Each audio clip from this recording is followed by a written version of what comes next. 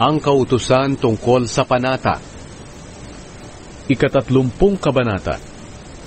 Sinabi ni Moises sa mga pinuno ng lahi ng Israel, "Ito ang mga utos ng Panginoon.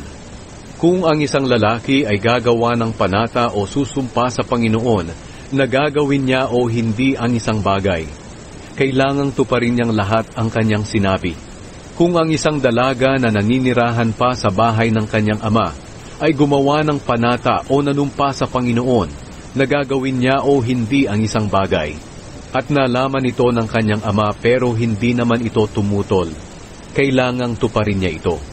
Pero kung tumutol ang kanyang ama nang malaman ito, hindi na niya ito kailangang tuparin.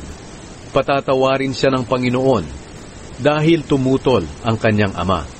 Kung ang isang dalaga ay manumpa o gumawa ng panata na gagawin niya o hindi ang isang bagay, pagkatapos nag-asawa siya, kahit na pabigla-bigla man o hindi ang kanyang pangako, at nalaman ito ng kanyang asawa, pero hindi naman ito tumutol, kailangang gawin niya ang kanyang ipinangako.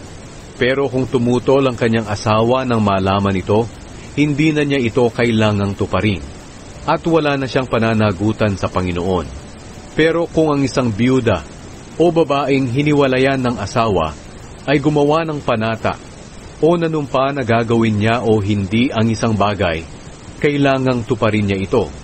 At kung ang isang babaeng may asawa ay gumawa ng panata o nanumpa na gagawin niya o hindi ang isang bagay, at nalaman ito ng kanyang asawa, pero tumahimik lang ito at hindi tumutol, kailangang tuparin niya ito.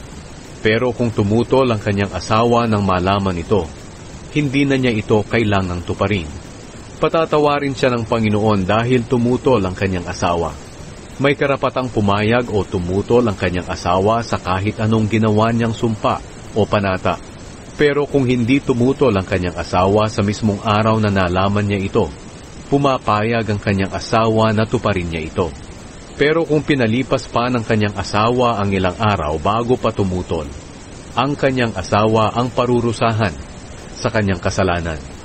Iyon ang mga kautusan na ibinigay ng Panginoon kay Moises, tungkol sa lalaki at sa kanyang asawa, at tungkol sa ama at sa kanyang anak na dalagitang nakatira sa kanyang bahay.